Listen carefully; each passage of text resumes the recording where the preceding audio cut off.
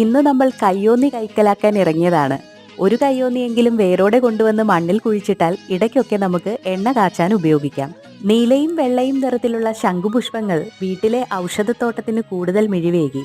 തുലാമഴ നനഞ്ഞു ഉഷാറായി നിൽക്കുന്ന നമ്മുടെ ഔഷധത്തോട്ടത്തിലെ ചെടികൾ പലപ്പോഴും നമുക്ക് ഉപയോഗപ്പെടാറുണ്ട്. കൊടവനും ബ്രഹ്മിയും കറ്റാർവാഴയും മുക്കൂറ്റിയും തുളസിയും എല്ലാം മഴ നനഞ്ഞങ്ങനെ നിൽക്കുകയാണ്.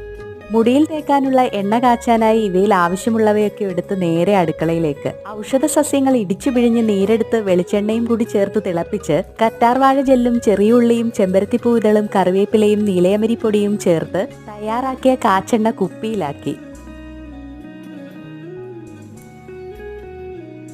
അല്ലറ ചില്ലറ പണികൾ തീർത്ത് സോയാബീൻ ഫ്രൈ ഉണ്ടാക്കി ഒപ്പം ഉള്ളിത്തീയലും പപ്പടവുമായി ചോറുകൂടി കഴിച്ചതോടെ ഒരു ദിവസം എത്ര പെട്ടെന്നാണ് കടന്നുപോയതെന്ന് തോന്നിപ്പോയി.